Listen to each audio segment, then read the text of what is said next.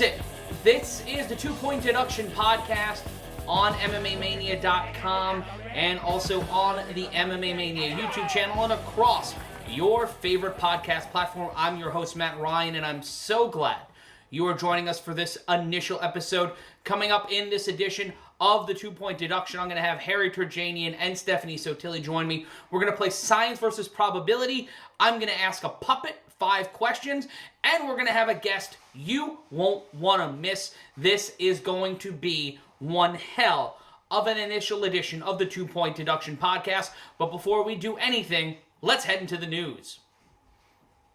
Let's look into the news, starting off with Anthony Smith. The UFC light heavyweight almost had his finger amputated, Ronnie Lott style, following his June win over Alexander Gustafsson because he suffered a broken hand. The issue with the hand was that his index finger would not heal. There was scar tissue that would continue to build up and build up and build up in his finger, and it would not heal. And he almost considered doing a Ronnie Lott and cutting the finger off so he could fight again. This is how dedicated Anthony Smith is to fighting, and also how insane he is. He and Ronnie Lott, that's Ronnie Lott level crazy. Because Ronnie Lott was not a sane individual. He was one of the greatest football players of all time. He could fuck me up in a New York minute. But you go that far to want to cut your own finger off just so you can fight sooner is a little ridiculous to me. But you know, you got to make your money however you make your money. But take a look at this quote. Smith told Ariel Helwani of ESPN, "Some crazy old lady did this different type of therapy where they attached electricity to my wrist and forearm and moved it around and was able to catch the muscle that closes the hand. And really, she just crushed through the scar tissue." So, to fight again, instead of doing the thing that he thought he should do, which is cut off his own fucking finger, he electrocuted his hand. So there were no other sensible options, like maybe waiting, seeing if it healed properly, taking time off. Nah, son, I'm gonna either cut it off or shock myself to health. It's insanity. It's actual insanity. And Anthony Smith, I would really consider, if I'm a member of the UFC light heavyweight division, not fucking around with Anthony Smith after something like that. And speaking of fucking around, Khabib Nurmagomedov, the UFC lightweight champion, will not take $100 million to fight that idiot, Conor McGregor.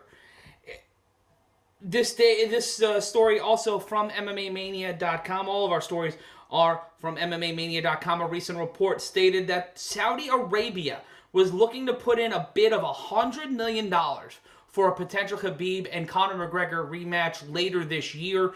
As we know, in 2018, McGregor returned to the octagon and lost in the 4th round to Nurmagomedov by submission, inciting a riot, which was the second riot the two had instigated in the past 12 months. Well, the first one being at UFC 223 in April, when Conor McGregor threw a guardrail and a hand truck at a bus that was containing Nurmagomedov, because, you know, that's what you do. You fly across the pond, you go from Dublin to New York, you travel 20 minutes from my house, and you instigate a riot in the Barclays Center. I like that the two people who have caused the most violence inside the Barclays Center are Tekashi 6ix9ine and Conor McGregor. And it's all within like a 6-month span. Because Tekashi, at an Adrian Broner fight, which is appropriate because Adrian Broner, legitimately crazy human being, they bucked some shots off inside the Barclays Center and then booked it down Atlantic Avenue, and then somehow, some fucking way, Conor McGregor matches the level of crazy by just showing up, taking a private plane with a whole bunch of goons who more than likely are like fifth cousins twice removed from my fat Irish ass, and then decide, oh, you know what? I'm going to head to the Barclays Center across the street from a Marshall's and a Buffalo Wild Wings, because that's something you have, and then you just instigate a riot. You not only instigate a riot, you get into the media day under your own website's press affiliation because you have someone open up the back door like it's an episode of fucking NWA Worldwide, and then throw stuff throw hand trucks and guardrails like it's a GTA stage. Conor McGregor is a high-level crazy person. High-level crazy person, because the thought process you have to get to that point. Because your boy got duffed by Khabib at a hotel. So you hear about that, and this goes back to Anthony Smith being a crazy person. I can either let it go, talk shit on social media, which is the norm, or I can charter a private plane with all that Floyd Mayweather money I made, take along 8 or 7 Guy Ritchie extras, and start a riot. And, well, that's how we got there. But the two ended up fighting in late 2018. And Khabib's father said that the only way McGregor and Khabib would ever face off again would be for a hefty price tag. But why do I need that kind of money? Nurmagomedov said at a press conference on Tuesday. There are so many organizations, for example, there's not only football for the blind, but there's Sambo and other sports. Let UFC give it to them if they don't know what to do with the money. But giving me $100 million to beat up that idiot again, I don't think that's rational. Khabib's got money to burn. He's very well set. He's around my age, and he's got my bank account by a factor of 50 million. And I get not wanting to fight McGregor again because you feel like that chapter of your life is over.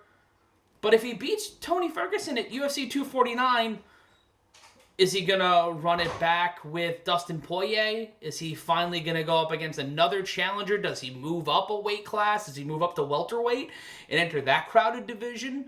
Does Nate Diaz drop down? Like, what's next for Nurmagomedov after this fight? For most people, it's just going after Conor. It's that rematch with Conor. There's not a lot of options for Khabib outside of maybe fighting Poirier again or fighting someone within his own management team. And I don't know if that ends up happening.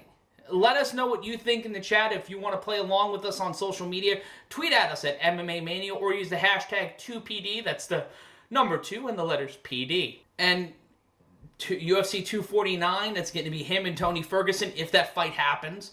We're looking at things from the perspective of the Tony Ferguson fight happening. This has been canceled numerous times before. This is the 5th time this fight's been booked.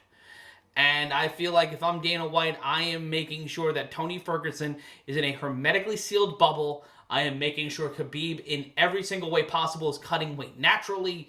You're doing constant check-ins. USADA is living with both of these fighters, even though both of them, their drug test histories are pretty okay.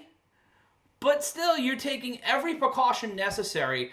I'm having cameras installed in their homes. I'm basically, within the last 3 weeks of that fight, having them live in the Performance Institute like it's an old edition of The Ultimate Fighter, just making sure these guys get to fight night. Because if that bag is not secure in April, that fucks up so much for the UFC heading into later in 2020. You have McGregor on standby, but then it's the same situation you ran into at UFC 223. How do you properly promote Khabib and Conor 2 with not a lot of time in a venue that the Barclays Center is a great venue for the UFC, but you've got the fight sold out anyway, so you're not necessarily going to make any more money off of it. You may boost pay-per-view revenue, but you're not quantifying your investment as best as you can. So Dana throwing it out there that, hey, Conor might be replacing Ferguson or Nurmagomedov if either of them don't make it to fight night. Honestly, you're half-stepping on that. I would keep Conor out of the equation because you don't know what the fuck's going to happen. I would have Poirier in there because you can hedge your bet, and then you can build to the Conor fight in the next fight. And then you could have Khabib Conor 2, you could have Tony Conor 2, or you could have Poirier versus McGregor. And then all 3 of those fights are guaranteed sellouts. You can build it in a stadium. You can book it at the Allegiant Stadium, which is over in Vegas. You can head on over to the new Rams Stadium in LA. That gives you more options. But yet again, I'm not Dana White. I'm just some fat asshole in Teterboro trying to make sense of this. And let's go to our final story. All right, so we started a podcast here at MMA Mania. Obviously, you're watching it or you're listening to it, or you're one of my roommates wondering why Matt's screaming at a camera for absolutely no goddamn reason. Well, it's about money. Let's be honest. if you're in the visual or audio arts in 2020, the idea of it being an art is a little less than making it commerce. As you can see behind me, we do have some art. I've got Ziggy Stardust, my late Doug Chubby, and a Clerks reference, and Bobby Bonilla, because we all pray at the altar of the smartest man in sports, Bobby Bonilla. And now we need to pray and pay homage to the smartest man in podcasting, Joe Rogan. See, Joe Rogan in 2019 made $30 million off the Joe Rogan experience. I will say that again. $30 million off of the Joe Rogan experience, that podcast. So we're going to be trying to start something here called the Building Fund, a.k.a. the Give Me As Much Money as Joe Rogan Fund, and we're going to need your help doing it. So I need you to head on over to our social media at MMA Mania on Facebook, and MMA Mania on Instagram. And I need you to use the hashtag #GiveMattMoney.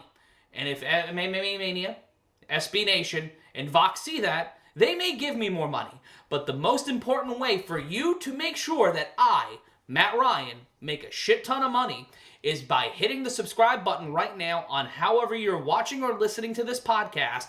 And if you're watching it on YouTube, hit the notification bell, hit that like button, leave a comment. And also, if you're listening on iTunes, Stitcher, or Spotify, or Google Podcasts, leave a review. Let us know what you think. Let us know what your favorite part of the show is. And we're done with the news right now. Here's 5 questions with a fucking puppet. This is the 2 Point Deduction Podcast. I'm Matt Ryan, and for those watching on the video feed, you can see Dan A. White is stirring. Hey, Dan. How you doing, buddy? Baby, want juice. Give me my juice. You want your juice? Yeah. If you've not seen our social media, Dan A. White is clearly a parody of a specific person in the MMA community. I'm more of a real man than you. That's mean. Why? Why are you so mean, Dan? Mother didn't love me. That's also, look at you. It's so easy.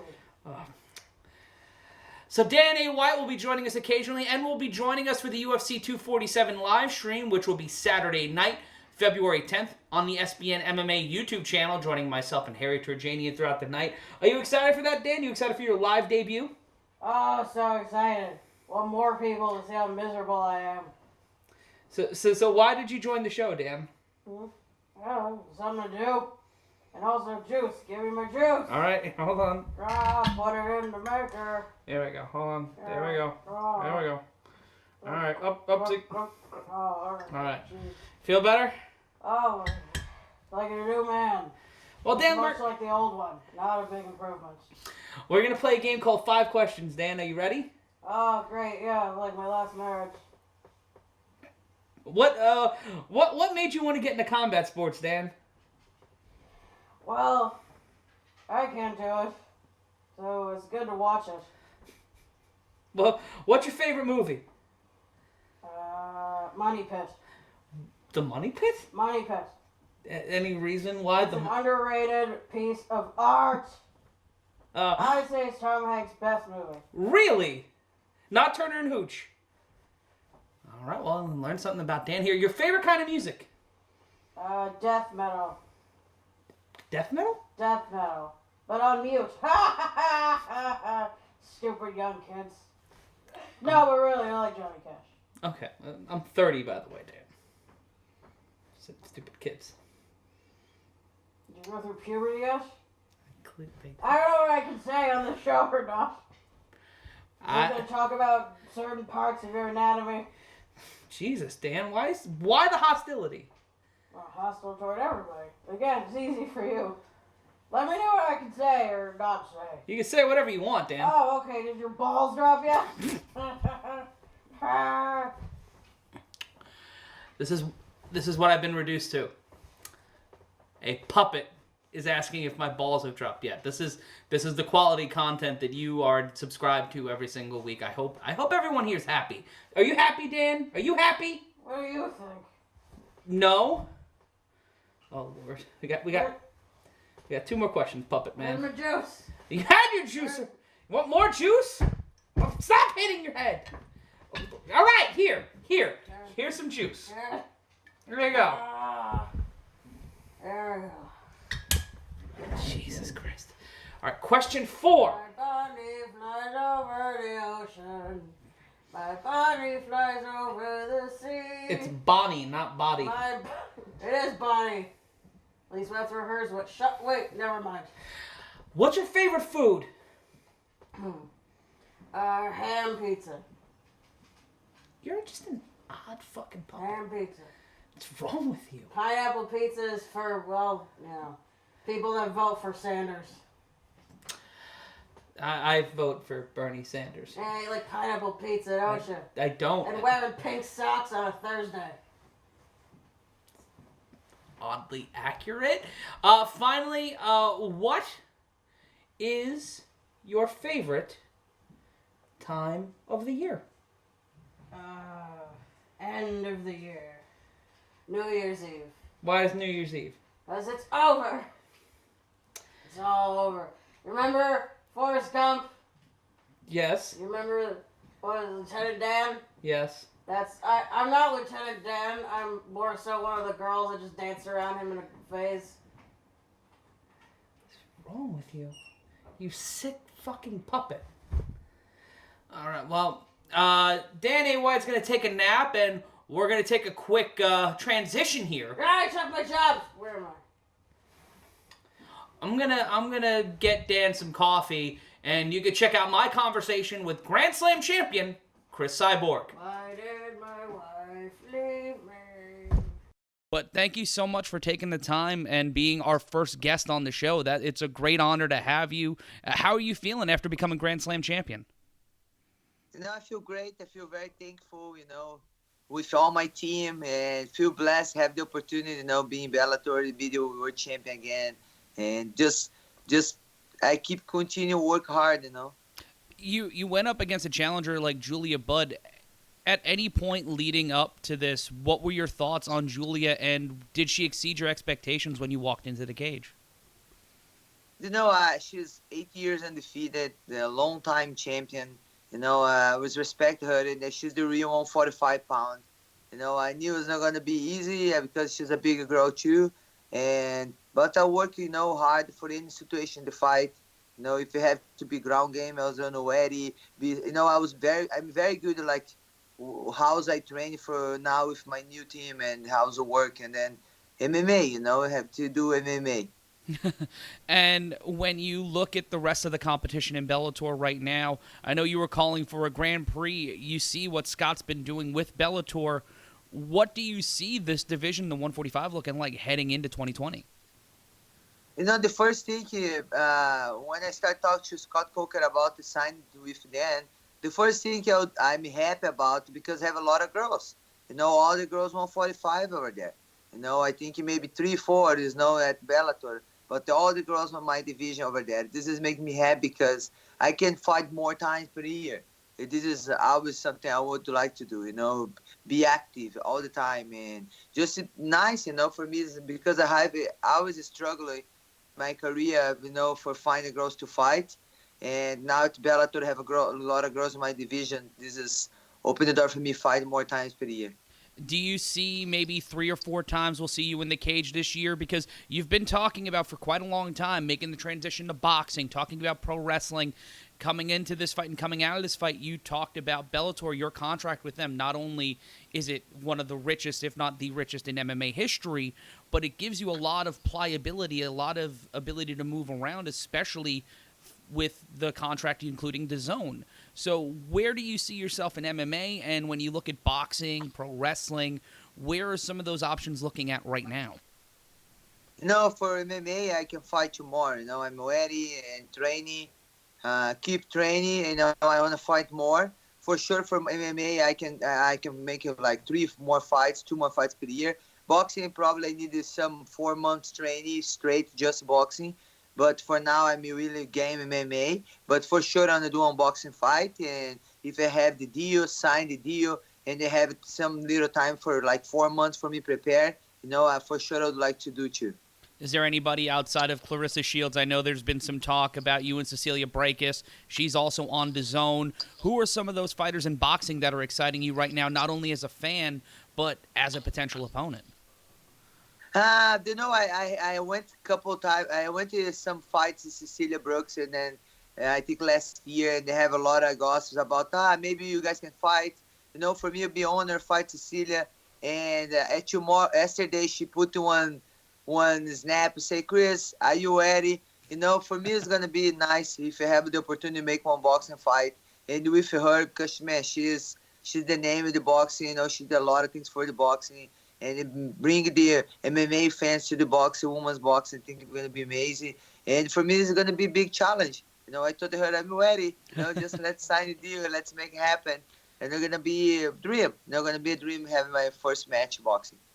And you've been very talkative about going into the WWE, going into pro wrestling. You've made a lot about wrestling against Becky Lynch. She main evented WrestleMania this past year. Do you see a transition into the WWE, maybe following Ronda Rousey down the street? It's nice because Bellator opened the door for me. Can do, of course, talk to them, but I can do on pro wrestling, I can do boxing, and then if I have the opportunity, for sure, imagine have the opportunity to work with Becky Lynch, it's gonna be amazing. Just have too little while for training and do that. Challenge is nice. I like challenge. I like to train and learning. Well, another cornerstone of women's MMA, Gina Carano, was on The Mandalorian on Disney+.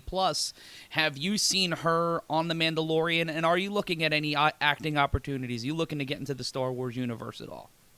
I don't have the opportunity for see Gina, but for sure I know she's doing an amazing job. And if you have the opportunity, for sure, I did I think two little parts in the movie, and it's cool. It's different. It's different life, different style. But for sure, you can learn every day. You never stop learning. But I want to see Gina, for sure. Thanks for reminding me.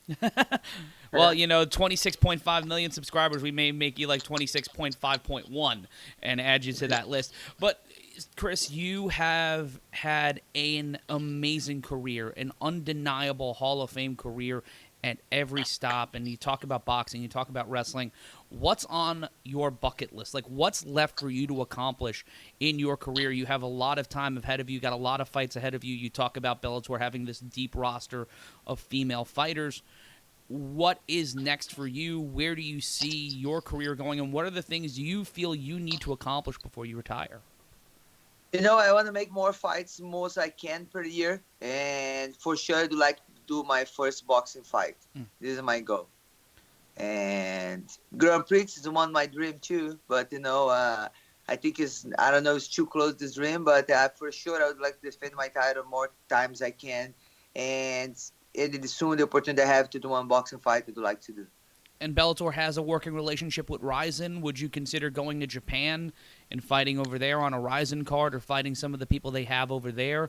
Or even, there's been talk about cross-pollination. Kayla Harrison in the PFL, she's starting to make a claim that she will be the greatest fighter of all time, and she fights at 155. Would you be interested if she dropped down, or if you came up? Would that be a fight you think Bellator and PFL can kind of make something happen, a nice exhibition? You say this like, I want to be the greatest. I want to be the best. This is have to do acting. You have to fight and do your thing. If everybody's saying, you ask one kid 6 years old, she's gonna say the same thing. You just have to work hard and wait to the opportunity. For me, I feel good where I'm at. If she wanna fight me, come to Bellator. Let's fight there. And if Bellator want to work with PFL, make this happen. I don't know. I'm open. You just have to talk to Scott and my manager and see the best option for me. And before we let you go, we're doing a thing called 5 questions. First question is, what made you want to become a fighter? I never fight. I never have the dream be a fighter. I play a lot of sports in school. I was playing handball, Europe game. And one guy watched me play the game and they say, Cris, I think you can be a great fighter. And with 19 years old, I started training Muay Thai at the Shooter Box in Brazil. And in 6 months, I did my first fight. I lost my first fight, but I say, I'm born for this. I love this, and I want to continue doing this. And now here I am. I'm a fighter. But I was never thinking I'd be a fighter before. A second question is, what's your favorite movie? Favorite movie? For now in my list, I don't have two favorite movies yet. All right, well, what about your favorite music? What's your favorite thing to listen to in the gym or in the car? What's that music that gets you hyped up? My fans know I was the music I listen and sing. I'm terrible singer. I like gospel music. And all the time when I'm fought, I enter with music. I choose, I feel my heart, the music touch my heart and motivate me.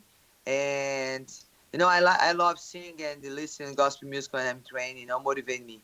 And your favorite meal, like the one thing that you need to eat more than anything, whether it's after a fight or you've got some time off, what's that one meal that you're going to immediately? Oh no, my favorite meal now, this moment, I like toast with avocado and the eggs on top. Ooh. With coffee. This is my favorite, and I'm eating a lot of this one, and especially in Africa, it's amazing taste. And for now, I like ice cream, but it's not the best. I don't eat all the time. But this is toast, avocado, and eggs is my favorite for now. Well, Chris, official here on the 2 Point Deduction Podcast, Cris Cyborg officially all in on the avocado toast trend. So you and everybody from where I'm from in Brooklyn are all in on avocado toast. And finally, your dream car. And you've accomplished so much in your life. What's that one vehicle or that one thing you wish you could buy, that dream purchase you could make that would make everything, just basically you could point at that and it's I earned that?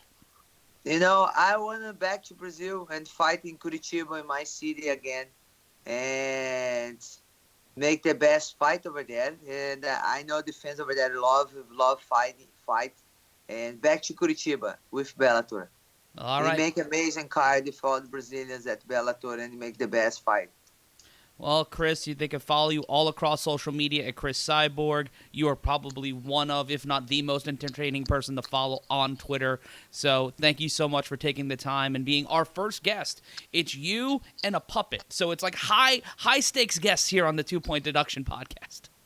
No, I'm sent blessed for you. I'm the first one. I hope the best for you. Congratulations for your work, and I wish you the best stars coming to your show. And I say thank you for my fans. Follow me on my YouTube channel, it's Cris Cyborg.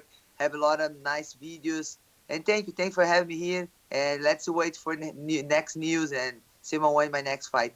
I appreciate you. Appreciate you. Can't wait to have you on the show. Thanks, Chris. Welcome. Thank you. And we roll on here on the 2 Point Deduction Podcast. As stated in every part of the show, I am the egotistical host of this program, Matt Ryan. And now joining me is one of my best friends, someone who just took a gigantic swig of rye.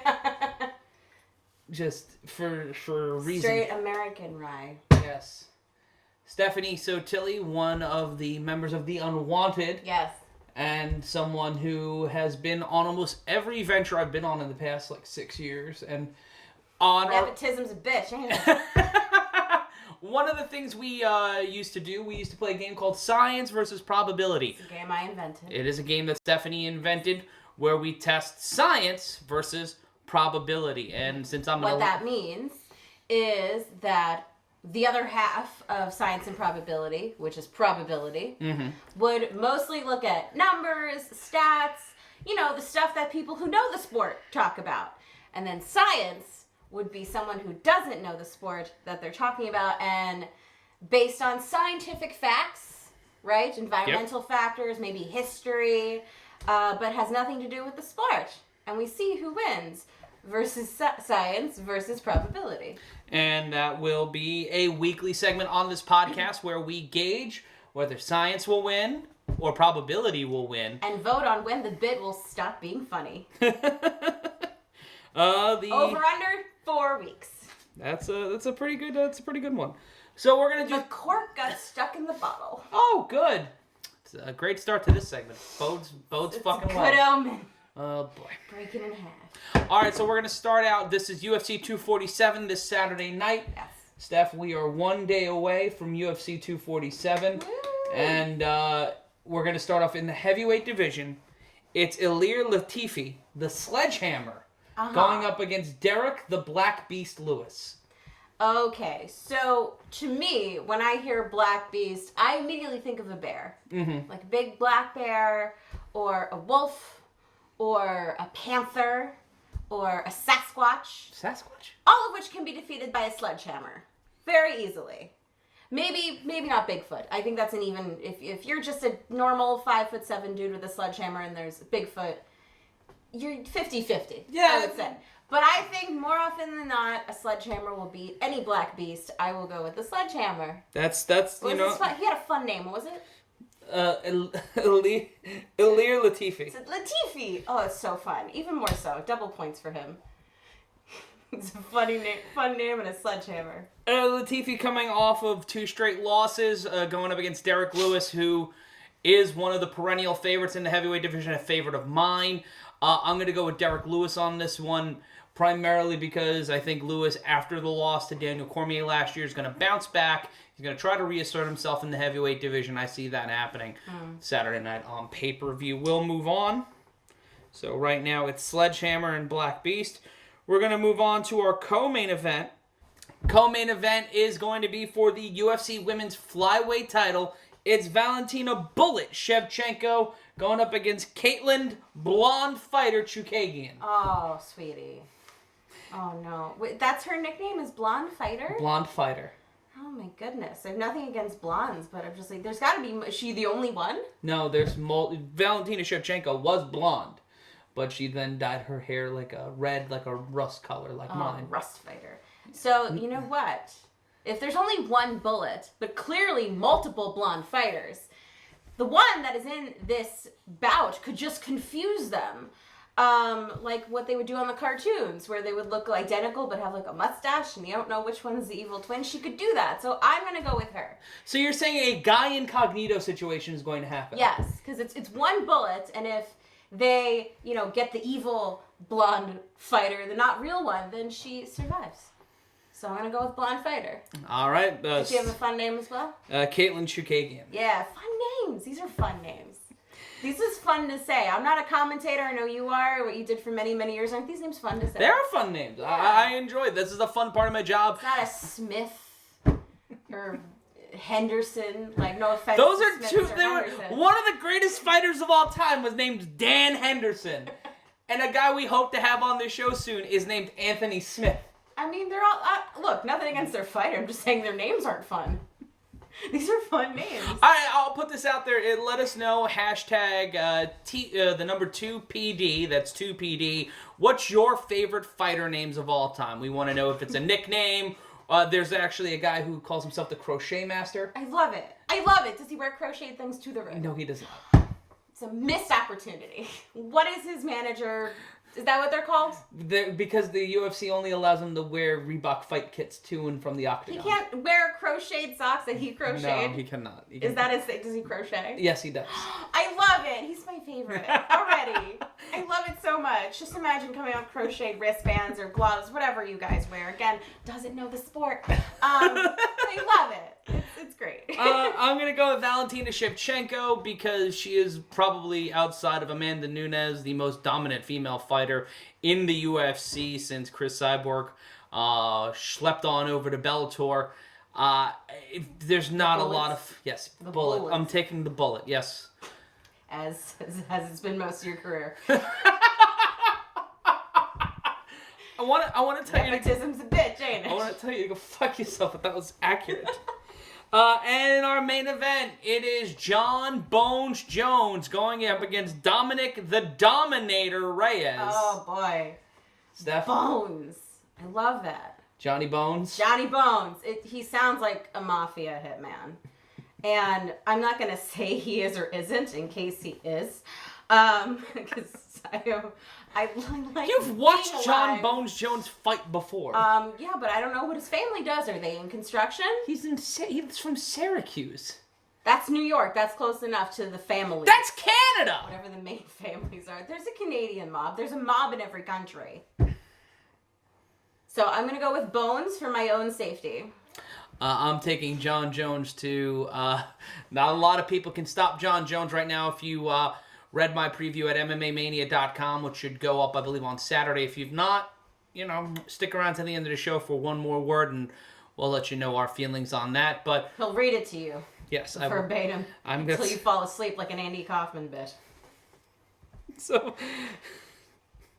you're taking the Sledgehammer, you're taking the Blonde Fighter, yes. and you're taking John Jones. Yes. I am taking the Black Beast, Derek Lewis. I am taking Valentina the Bullet Shevchenko, and I am taking John Bones Jones. That is science versus probability for UFC 247. Steph, you'll be back next week with another fight card. Are you excited? Oh, I hope so. God willing. 2 Point Deduction right here on MMAmania.com. That's just impressive. Clear. There you go. It's a 2 Point Deduction Podcast. I'm Matt Ryan, and I'm still joined for some reason by Stephanie Sottile. And joining me now is the co-host of our live coverage on SBN MMA for live pay-per-view events, Harry Terjanian. Hi, Harry. Hey. And other half of The Unwanted. The Unwanted Comedy Group with me and Stephanie Sottile. And you guys are getting... Unrelated to this project of MMA. We do no MMA stuff on our shows. Really? There's not a lot of whole Meissen Tybura-based comedy? Nothing about Volkan Ozdemir? But, we go where the money is, so... Whatever, we've just started. That's sweet $5. You're gonna do the real badasses of MMA comedy tour. Well, whatever picks up online. We're mostly unboxing stuff now on stage. There's a lot of unboxing. A lot of what is that? RDF? What is the thing? Where ASMR. RD Evans? What? Anything with initials, I never remember. That MDA stuff. And I will go. Was it the DNRs? We do a lot of DNRs. He does a lot. That's your career. He does a lot of DUIs, but that's... DUIs. So we're not going to get into it. A lot of BBCs. Anyway. A lot of BBWs, if you know what I mean. But the reason... Kenny Joseph once said, some of you are leaving, putting too many B's in there. You forgot a B. That's the comedian Kenny Joseph. It's a pretty good one. And you guys can see Harry and Steph next month at the Stand Comedy Club in New York City. March 18th. March 18th. You can look up the Stand. StandNYC.com. StandNYC.com. Buy tickets to watch these two jackasses be funny. Non-MMA comedy. If that's what you're looking for, come on down. If you're looking for non-MMA... if they're looking for MMA-related comedy, why the fuck are they listening to me? I know, that's a very... that's a very specific... thing you like. I don't know what happened to have it just be MMA comedy. I'd like to say that so far on this show we've had a puppet. Yeah. This atrocity of the cork falling in the bottle. And now Harry and Cris Cyborg. That has been this show. That is the first episode of this show, which is very reminiscent of our broadcast. Cris Harry. Cyborg's hilarious. Yeah. I saw her do 10 minutes at the La Brea Improv. It's a fantastic. tight 10. Tight 10. Good closer. Yeah. Very Gallagher influenced. Yeah. Crowd work was phenomenal. So quick. Who opened for her? It was Gallagher too. The other Gallagher. And then Brendan Schwab did there we go. Some racist Asian jokes. Well, speaking of mixed martial arts, which is the reason why people are listening to this atrocity, UFC London is coming up, something near and dear to your heart, Stephanie. Not only do you love the mixed martial arts, but you love London, Love England. it. Love mixed martial arts. But, doesn't contradict what I said before at all. No, it's not the sport. I do love London, though. But when UFC returns to London, the main event will be former welterweight champion Tyron Woodley taking on Leon Edwards. And Tyron Woodley fancies himself a bit of a musician. Mm-hmm. And Steph, you are a connoisseur of pop music. A connoisseur. And a dilettante. Yes. That's not a good word. No. You are a dilettante, but you're not a dilettante about pop music. And Harry, you're a debutante. And also on top of that, you consider yourself a big fan of the hip-hop. Yeah, I'm a huge fan of hip-hop. Yeah, you're very knowledgeable. Would you like to share with everybody who your favorite hip-hop artist is right now? Well, currently, and I think all time, my favorite, probably Post Malone, I think is the king of hip-hop. We all know that he's changed the game significantly. Certainly. We all know. Not only, it's unfair to say that because Post Malone crosses all genres. So he's not just hip-hop, so it may not be, it's not fair. But if I have to, I also enjoy the Macklemore. The Macklemore. Macklemore, I think, is good. You mean Macklemore? Is it Macklemore? Yeah, it's not Macklemore. I thought it was Macklemore. No. Well, whatever. I enjoy his work very much. I enjoy going to the thrift shop. I like it. Did you think you were gay in the 3rd grade? No, but I still It's relate okay. to that It's okay. same Same Love. I think is that the name of it? I don't remember. It doesn't matter. All right, well. I too hang out with my 90-year-old grandmother. Tyron Woodley is a rapper. Okay. He's put out numerous songs. And Leon Edwards, his opponent, has decided to troll him by coming out to one of his songs. Are they doing diss tracks? No, he's coming out to one of his Oh, legitimate it's just songs. one of his actual... One of Tyron Woodley's songs. So he's coming out to one of his opponent's rap songs. Well, how do we know it's to troll him? Maybe he really enjoys Maybe he enjoys it. the music, legitimately. Maybe it was a really good, well-produced song. He could be an actual fan of his opponent. You could fight each other in the ring, but then come together with Maybe music. they did one of those blind sample tests. You know how they do with like the Burger King Like the Impossible Pepsi Burger? challenge? Yeah. He's like, this is good. Would you believe that this is Tyron Woodley? No. No way. Yep, this is Tyron Woodley.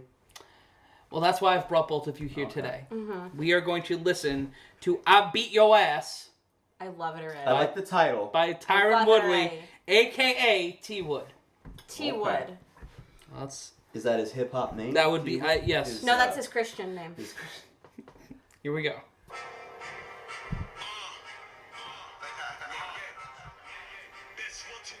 Trailer.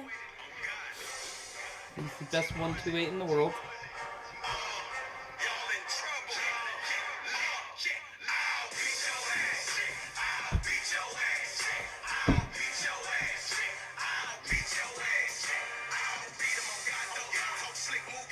Oh, so it's. Can we talk over this, or would you like to I'm gonna pause pause it? it for a second. I mean, God, it's like hearing Mozart for the first time. Like Tchaikovsky, The Magic Flute by Mozart, and then I Beat Your Ass right up here. I like the... Oh God, that made me emotional a little bit. It sounded like whatever song they were playing before. Remember Chappelle just kept shouting, "Turn my headphones up." Like, turn my headphones up. Turn them up. No, I'm serious, man. Turn them up. I like the classical music influence a little bit, or the like That's what the I'm dramatic, the dramatic that gladiator. swell of music. Yeah. I didn't care for the up front because everyone seems to do that, which is like the new, like. But maybe it's a throwback, Harry. Maybe it's a throwback. Maybe last year? Maybe it's not a When people did hackneyed, that? awful idea. I mean, people have been doing that a long time. Okay. I mean, Post Malone didn't invent it. You know, many rap artists Would you- before him. Nobody touches Post Malone. I mean, this. I mean, literally, he's apparently smells disgusting. Yeah, I've heard that. That I'm not Don't thrilled about. touch him. That I'm not thrilled about. But he's a great musician. I just have to Have you listen ever to him. cooked with okra? No. Okay, when you cut open okra, even if it's a very dry vegetable, there's like a goo, like a pus on the inside. Mhm. It's just naturally. That's what I feel like touching Post Malone is like. Post Malone looks There's like a level of like slime over him. Post Malone looks like the human embodiment of a restaurant on Kitchen Nightmares. Before? Yeah, the before. Not after? The first two Everything segments, the first 2/3 of a Kitchen Nightmare show. But do you guys want to know, featured on this track Yeah. is Wiz Khalifa Jesus. and all right. T-Dub D. Now, do These we are want to listen to legitimate. another 30 seconds of this, Mm-hmm. or do we want to hear the comments? I'll take what's in the box. That gives me The no... comment box. The comment box. Oh, All right, okay. so I take it. we'll read through the comment box. all right. So, all right. I was So, trying to look up the lyrics of this. What is it? Tyron Woodley? I'll beat your ass. I beat yo ass. I beat your ass in the past tense. Yo. I'll beat your ass. No, it's I I beat beat your yo. ass. I'm looking at the album. This art. is like that SNL sketch. The translation of like deaf people. What was the one with him in the corner? It's Boutros Ghali is still dead. Right, it's like that but for white people. That's what's going on. Okay. I beat your ass. Song by Crime Mob? That's a different song already. Different song, yes. Oh man. Is, All right, Wait, is this a cover? Is this an homage? I'm gonna be real. I told This you is it's the a throwback. This is the Fred Durst behind Blue Eyes Yeah. hip hop. It's got a very strong essence of early 2000s rap. That's what I'm hearing. Yes. Yeah. Well, That's where that is. that all comes from. It's a throwback. it does It's kinda- an homage, like you said. Okay. Well, let's get to some of these comments. Let's get to some of the comments here. Okay, so the first one that caught my eye. It's almost like T Wood's rap skills affected the other rappers in the song. You mean like the other rappers were playing down to it? It's like Okay. the coronavirus, but for rap music. Like, it's just very contagious. that he affects everyone else's skills. Seems unfair. I was mostly going for topical. Okay. Corona. This makes me want Jorge to flying knee me. Jesus. It's like the rap equivalent of that moment in tennis when they give the ball boy the racket and let him hit a few balls against the pros. Okay. So it's fun. It's a fun exhibition. It's not terrible. Is it better or worse than Logan and Jake Paul? The King brothers of hip hop. They are professional fighters now. This is so better than the fucking. You're gonna get their fans to attack you online. this is better than Everyday Bro, but that's like a low bar. Everyday Bro. I don't know, or Everyday Sis. I've never heard that one. I'd rather not. Wait, they did a separate one? They did not. His ex-girlfriend Did a one song called Everyday Sis? It's Everyday Sis.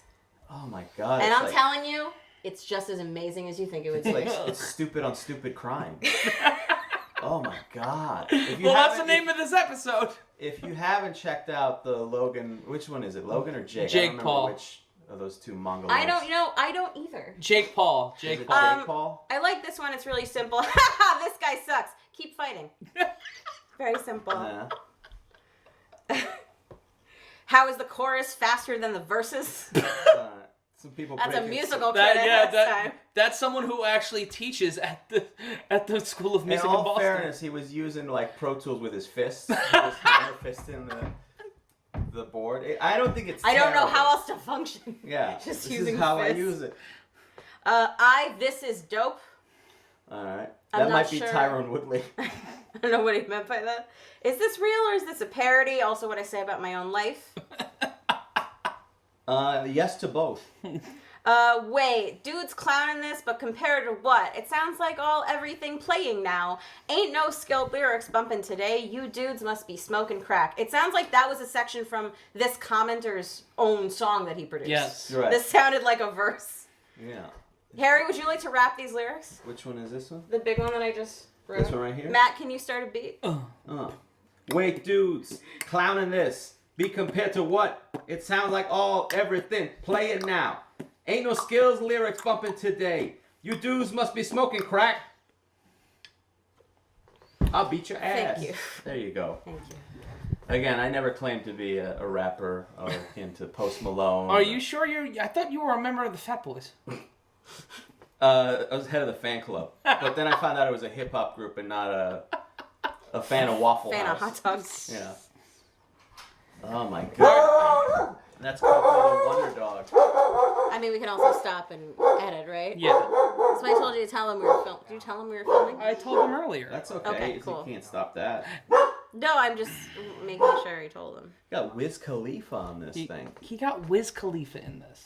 That's about all the comments. It's like when they let Frank Sinatra be a photographer at that At the Ollie Frazier fight. Frazier fight. Like I wonder if they ever even developed a film. I think Time Magazine did put Did it. they? Yeah. We'll pop it up on the screen for those watching the visual feed on YouTube. There is somebody here who thinks Miley Cyrus spits harder than T Wood. Oof, So you know that's what? Tough. Settle it in the ring. That's right. Come Yeah, at that's him, right. Miley Cyrus. Yeah, UFC International Fight Week. It's Miley Cyrus versus Tyron Woodley. The spitting bars. That's it.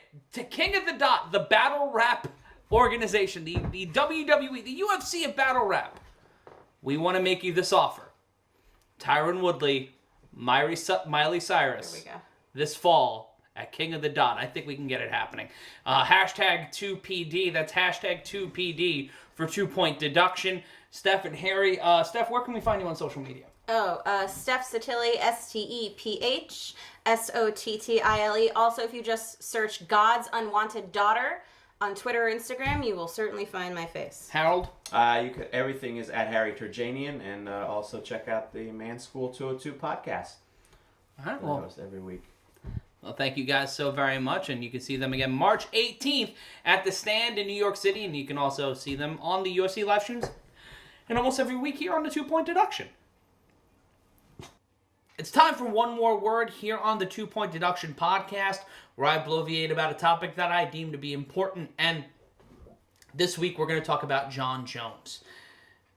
We're in the midst of an odd year for UFC matchmakers as members of that team look for opponents for Jon Jones at the 205-pound weight class.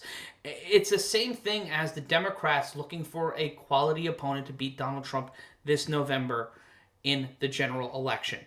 Jones and Trump are similar in at least one way. They both seem unbeatable. Despite their many personal flaws and flaunting of the rules in which they are governed, Trump and Jones continue to be successful due to their inability to be defeated. Whether it be through sheer athletic skill or some sort of Lyle Lanley-esque ability to reinforce the cognitive dissonance of those who want to keep them in power, there's something there. Jones is a once-in-a-generation athlete who, prior to his run-ins with drugs, alcohol, that pregnant woman, and our house band Pico and the Grams, he was considered to be the next face or the face of the UFC. And you look at some of the fighters who've passed him by over the past 10 years, and you start to kind of wonder. And this is much like Trump in the sense that that gold-plated veneer is beginning to wash away and show the embattled champion's flaws.